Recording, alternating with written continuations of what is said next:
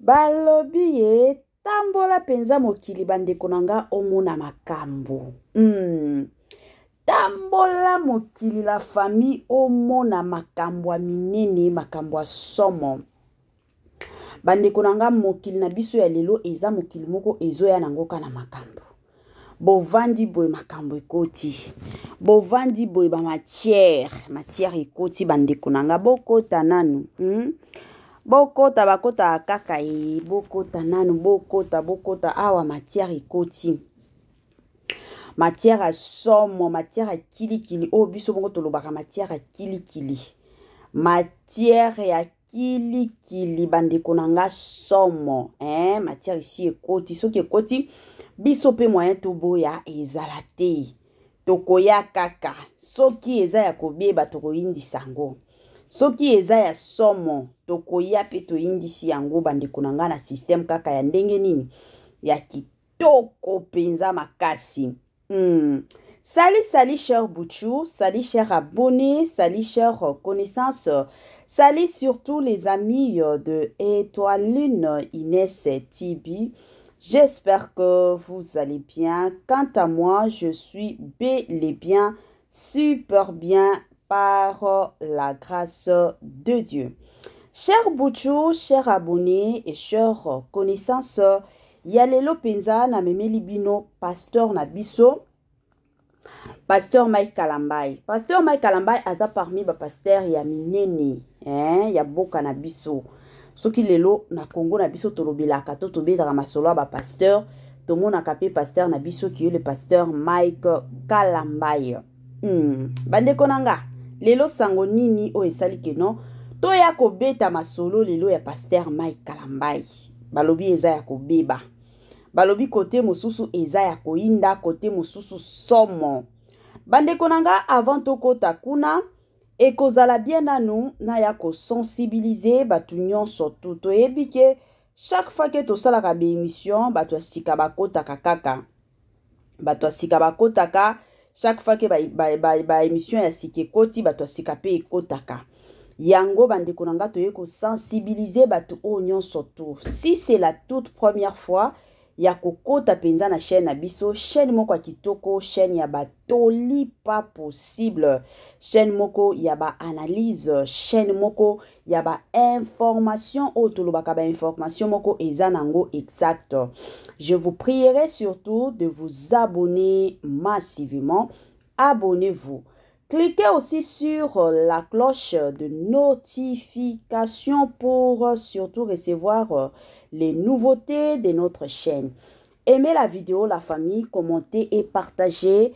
Et kosala biso oyo penza tolobaka na biso chaque jour, chaque minute et pourquoi pas chaque seconde tokos makasi. Bandeko nanga kandenge na lobaka ezalaka bien soki ozolandaka Étoiline Inès TV. Zala penza ya kovanda. Bisika nyonso penza ozolandaka nga. Zwa penza kiti na yo vanda. Tango ozozwaka kiti na yo wana ozovandaka. Tia mwa mai na yo pembeni. Tia mwa jus na yo pembeni. Tia mwa sucre na yo pembeni. Kote mosusu kandenge tosalaka. Kote mosusu kandenge kindaka. Tialela pe air. Ba air penza otali. Soki omoni keno eza nango tongo. En tout cas na osenga na yo. Kota penza olia petit déjeuner na yo. Soki pe omoni keno air oyo penza eza nango midi. En tout cas na osenga na yo. Kota pe olia kandenge ezalaka repas préféré na yo. Soki pe omoni keno ndenge eza boye eza nango pokwa Étoiline Inès TV a osenga na yo penza kota olia soupe na yo bandeko nanga na système kaka moko na système surtout ya ndenge nini système surtout ya tokos makasi. La famille lelo toye na pasteur Mike Kalambai, toye na musala nzambe ya tongo, pasteur na biso oya yembela biso bisengwa lole binela mokonzi bandeko nanga bisengwa lola somo nzemboyo na ba papa na ba mama ba bina yango bandeko na nga na système moko pas possible ebele ya bato ba bina nzemboyo olinga te na ba pagano na ba kristu bandeko na nga bato nyonso ba bina bisengwa lola. Mama 2024 Gavker to Yelibino solution. Bon a problème ya trompe, fibrome, myome, kyste, règle abondante. Gavker to Zalina solution. Yo oyo kota ménopause atana 65 ans na Gavker oko simba mwana. Ebongo oyo etali fertilité masculine. Ba papa to bossani binoté, faiblesse sexuelle, éjaculation précoce, insuffisance des spermes, topé agrandissement de pénis. Posaya mwasi et kimayo Kimobali etelemaka bien te awa yo kayango etelemi ebongo oyo etali loposo vergeture babengi nduta bouton tache acné Gavker ba produit ya solo teint uniforme na 5 jours ya pamba oteli talendenge bimi kitoko na feti tozali na gamme complet ya kopakola ya injection ya comprimé na ya suppositoire. Ozali na problème ya hémorroïde interne topé externe papa mama kaka na 2 jours ya pamba omoni changement total. Bona maladie ya tension diabète AVC topé obésité lobiko ezali perte de poids sans okota salle de sport kisi ya injection pe comprimé na Gavker bikalibela olingi okima suki pe mandefu ya pembe benga biso na lombango po awa tozali na solution moko durable ba produit na biso nyonso ezali 100% naturel pe esalemi na ba plante na ba industrie ya Angleterre pe Allemagne. Benga biso na numéro oyo plus 44 74 05 65 35 48. Gavker solution ya santé na yo. Gavker ndeli kambo bandeko nanga Gavker aye na ba solution ebele Gavker aye na ba makambo kilikili Gavker la famille aye na lobiko na yo yo penza oza na problème ya pema eza na batu mosusu bandeko nanga bazalaka je m'excuse na problème à pema pona ko pema problème il faut ba pomper bango il faut boye na minito na ye ko senga na yo kotaka na Gavker kuna penza solution ya ba makambo na yo eza na système moko ya kitoko.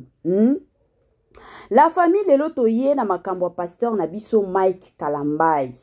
Pasteur moko bandeko nanga toyebi ye aza parmi ba pasteur a minene ya mboka na biso. Ba pasteur moko o ba se respectaka. Ata soki lelo ex mwasi na ye ayaka sur les réseaux sociaux pona ko sambwisa ye soki peut-être ezaki na ba pasteur mosusu na minute oyo tolingaki tomona ye pe aye ko sambwisa mama ya bana na ye mais pasteur Mike Kalambai azalaki na tawana te bien que Saint-Esprit elobela ye Nzambe ayebisa ye que non a garder silence mais soki ezaki batu mosusu omona alobi nanu makambo ya Nzambe na tiango mupanzi na kende nanu kosilana na mutu oyo azofinganga mais pasteur Mike Kalambai azwaki tawana te alandaki kaka oyo Nzambe ayebisa ye. Siko lelo tozoya na makambo ya penyel awa te mais tokobeta lisolo na makambo ya penyel mwa muke. Lelo toye na mwa foto na biso o bomona na ebite bomona kuna pasteur Mike Kalambai nandeko na biso ya mwasi moko tokos kitoko wapi so otali na foto ya mwasi wana olobi mwasi Nzambe penza a créa mwasi moko kitoko. Video moko bandeko nanga ezotambola sur TikTok. Video wana TikTok esilisi na TikTok eke kokota na Facebook esilisi na Facebook eye kokota siko na YouTube. Bandeko nanga video wana esali somo, video wana ememi makambo, video wana somo suka ya makambo nyonso bandeko nanga. Bandeko eza ya kobeba wa. Balobi soki baby totika nango kaka ebeba. Totika nango kaka ebeba. Communauté na biso elingi pasteur Mike Kalambai abala lisusu te. Après makambo o nyonso eleka na vi na ye. Après ko sambwa o pasteur Mike Kalambai asambwa na nzela ya ndeko na biso penyel. bandeko na biso ba Congolais bakomi kolandela vie ya pasteur Mike Kalambai. Soki ka bamoni pasteur Mike Kalambai na mwasi directement bakofinga mwasi wana ata soki bayebi ete bakoya kofinga bakoya kochola baloba biloba loba ekomi ka bongo ekomi kopesa na pasi ekomi penza kopesa na mawa la famille video oyo esali shosho moto penza otolobaka moto bandeko nanga na ba réseaux sociaux bateki nzembo moko nde bandoleka kuna kandenge ezalaka bango bazo se filmaka bazo sekaka kosekeke ezongi la famille kandenge boyebi communauté na biso wana nde mwasi ya pasteur Mike Kalambai depuis quand mwasi wana mérité kozala mwasi ya pasteur Mike Kalambai te Congolais siko pasteur Mike Kalambai faut abala mwasi neti ya ndenge nini boyebisa biso nani pasteur Mike Kalambai abala mwasi neti ya ndenge nini tango abalaki penyele eske ayebaki ke penyele oya oya un jour kosambwisanga ayebaki te l'apparence est trompeuse za basi mosusu omona aza na njunju otani mwasi bolobi mwasi openza ayebi menzoka mwana batu musantu mena basi mosusu otali maya malili olobi ba openza ba angelo meboko tana ndako libala si saja koya kosambwisa yo akoya kosambwisa yo bandeko nanga na ndenge moko ya mabe mais na ba vidéo o ezotambola sur les réseaux sociaux moyen to tie la bino vidéo wana izalaki te la famille na ba vidéo o nyonso tomona na ba réseaux sociaux ezotambola ya ndeko na biso ya mwasi na pasteur Mike Kalambai bien que musique ezalaki mais na munoko soki ozolandela bien munoko ndenge mwasi yango abando loba moi et mon grand frère donc azobenga pasteur Mike Kalambai son grand frère abando benga ebongo ba oseka ma musique ezokota siko bato ebele baye sur les réseaux sociaux que non oyo penza nde mwasi pasteur Mike Kalambai alingi abala bato mosusu kandenge na lobaki bakomi na kofinga mwasi ya bato communauté na biso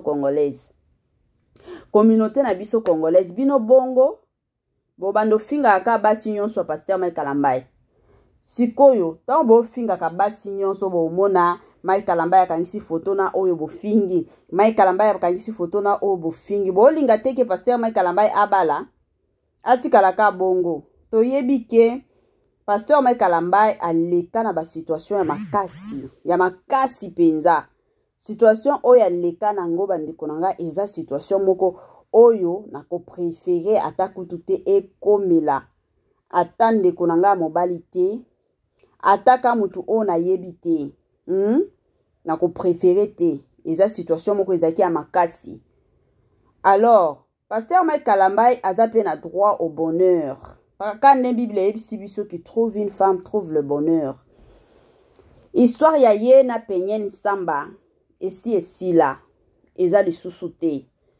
Soki ata lelo to lobela penyel c'est parce qu'il y a des enfants to la bana o babota to yebi biso nyonso keno emata ekita soki bana baza ata soki papa na mama bakabwani me bana comme baza e osala ke connexion wane kozala bobando bengana pona otuna bana surtout na minute oyo bana bazo vande pa ya pasteur Mike Kalambai donc c'est tout à fait normal.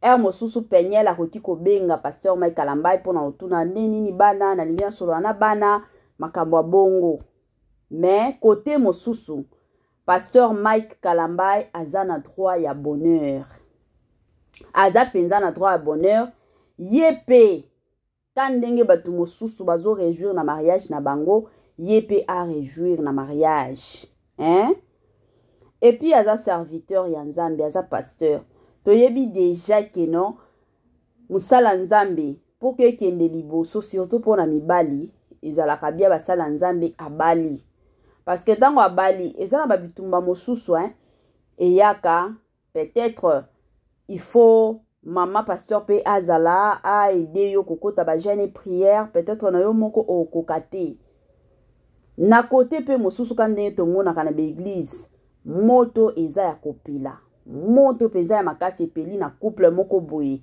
ba parrain ba meki bakoki na bango te. Tomonaka ba couple mosusu oyo bamoni ba parrain bakoki te bamemaka makambo na bango epai ya pasteur. Siko soki pasteur aza marié te, aokata makambo wana ndenge nini?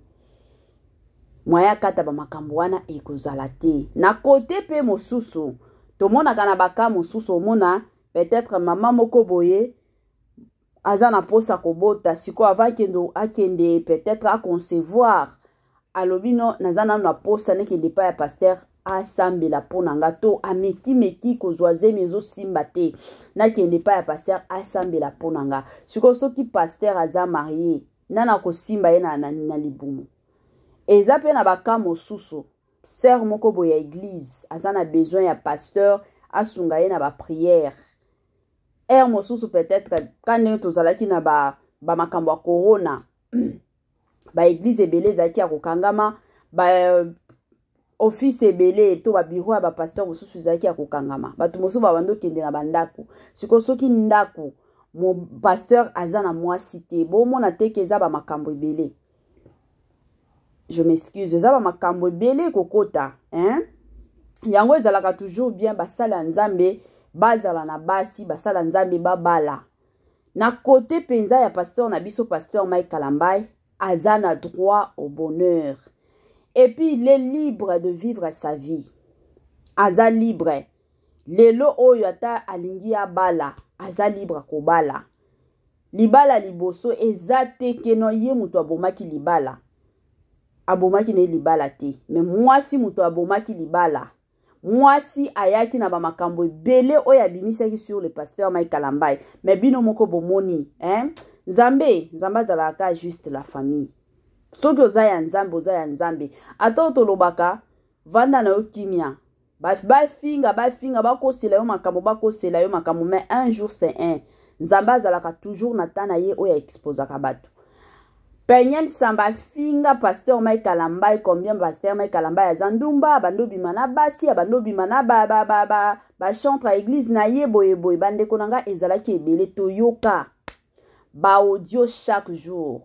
Mais bino moko boyeba bomona ndenge justice nzambe salamaki, ndenge nzambe ye moko ayaki kobimisa na poasa mutu oyo azalaki mabe ti lelo.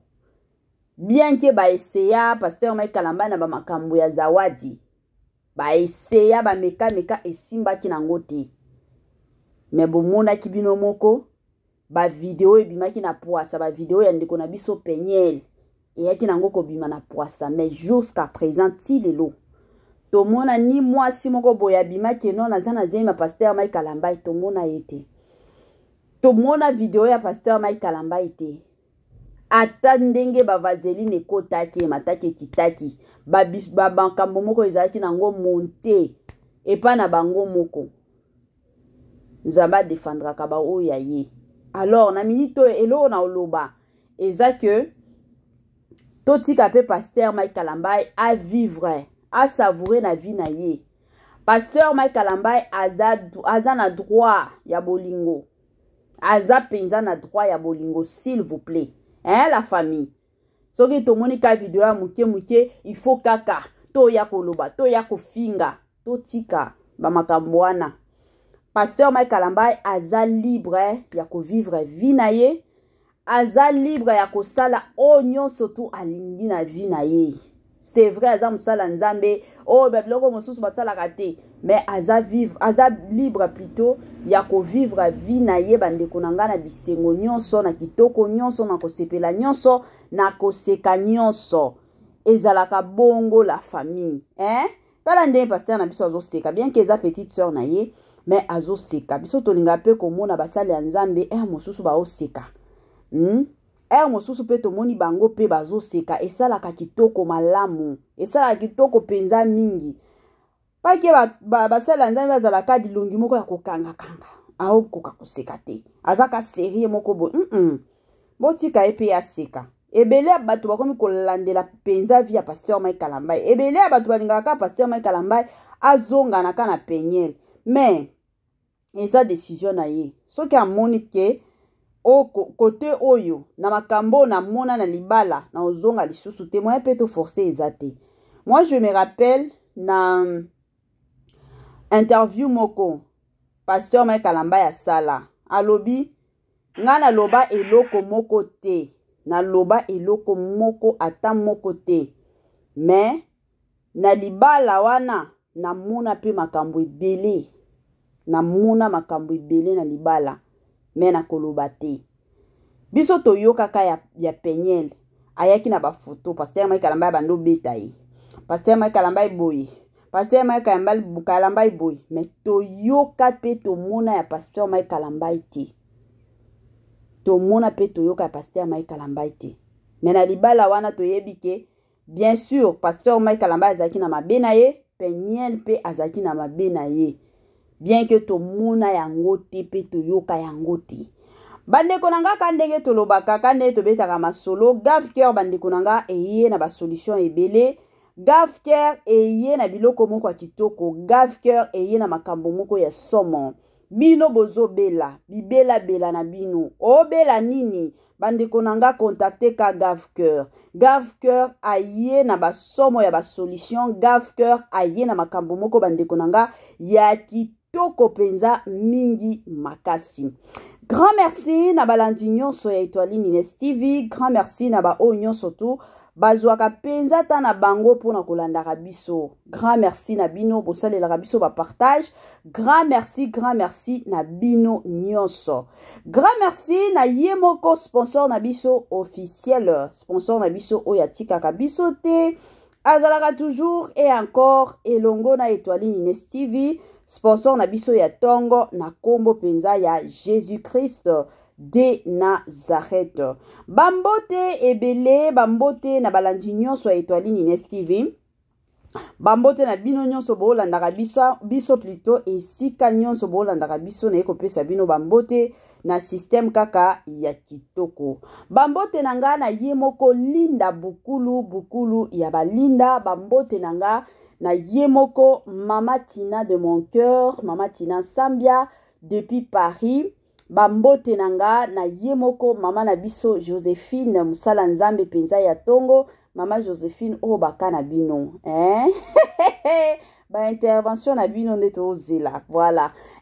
Mama Joséphine bambote nanga na Mama Titi na pesi bambote nanga na yemoko Madame Hélène Simba, bambote na yemoko Madame Judith Tiampovisa mwasi Nzambe. Pas possible. Bapesa kayoka bambote talaka yo. Voilà. Bambote nanga na yemoko Madame Sidonia Siala, Madame Madeleine Keta, Madame Bijou Tonton Héritier Yola, Madame Vicky Mombonzo wana na pesi yo bambote talaka yo. Ezalaka bongo bapesa ka bambote na système kaka ya kitoko mingi makasi. Bandeko nanga kandenge tozonga na makambo ya pasteur na biso, pasteur Mike Kalamba. Pasteur Mike Kalamba aza pe na droit penza ya bonheur, aza na droit ya bolingo. Soki lelo mwasi penza oya lotaka, mwasi oya kosepelisa motema na ye, parce que toyebi ke pasteur Mike Kalamba lelo aza na bana mingi avant bala autuna nanu volonté ya Nzambe, et puis de deux autala mwasi oyo aozala na motema pona kobokela ye bana na minito ndenge eza boye. Pasteur Mike Kalamba ya koki kozwa kaka mwasi te keno, parce que il faut na bala na zwa kaka kozwa te, mais akozwa mwasi oyo ayebi keno mwasi oyo akobokola langa bana très bien, akozwa soin ya bana nanga très bien, opesa bana nanga éducation ya kitoko. Donc ekozala nde bongo kozwa ka basi te kene tomona ka bato mosusu na bala kaka te. Et surtout na ba situation to ba circonstance oyo ekomela ye to oyo elekela ye na vie, la famille. Donc ezalaka nango facilité, pe ozala facilité, parce que je suis sûre et certaine que non, chaque fois que akanisaka makambo basi azonga kananu mwasima na ba parcours nyonso elekela ye na vie na ye na penye nsamba. mosusu biloko wana ezongilaka ye na mutu mosusu azomituna baquestion est-ce que soki na bali bamakambo lisusu ekozonga to ekozonga nango lisusu te. Donc ezalaka mwa bongo na minute oyo elo na osengaka na communauté na biso ezaka kenon totika pe pasteur Mike Kalambai pe kimia s'il vous plaît.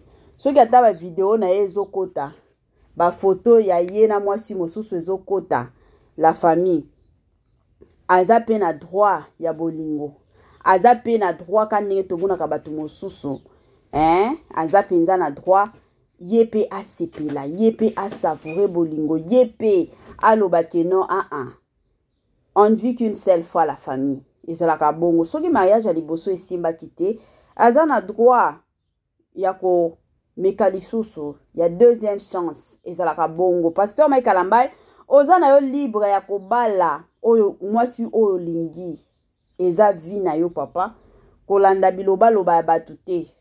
Ka yo soki ovandi boye ti okola osimbi nzete obali te ka biso babiso oyo tokoya lisusu koloba pasteur ango akoti wapi azoboya kobali botalela ye bien ka biso awa tokoya koloba bongo. Siko soki nzambe asi asali yo ngolu bala na yo penyala azosala vi na ye libala esimbaki nango te moyen boforce yango ezalaki te pe eza te. Soki yo moko loba na motema na yo keno tozongana na penyel ba décision na yo moko kaka. Soki loba keno na bala mwasi mosusu ba décision na yo kaka oza na yo nanu. Donc oza na droit au bonheur à libala ya to kutu to sambela nzambe asalaka ngolu libala moko kitoko ekota to boy na biso ba libala lisusu ya ba makambo mama bala moko emati ekiti biso tolingi penza libala o tolingaka penza libala nde libala na système moko kaka ya kitoko. Bande konanga yango ka ya muke lelo tolingaki to partager na bino oyo bozomona na photo ezande azobenga pasteur Mike Kalambai grand frère donc ezaka bongo eza mwasi na ye te. En tout cas la famille oyo penza suka na biso permettez-moi surtout de vous dire bye la famille et à la prochaine na système kaka ya talk.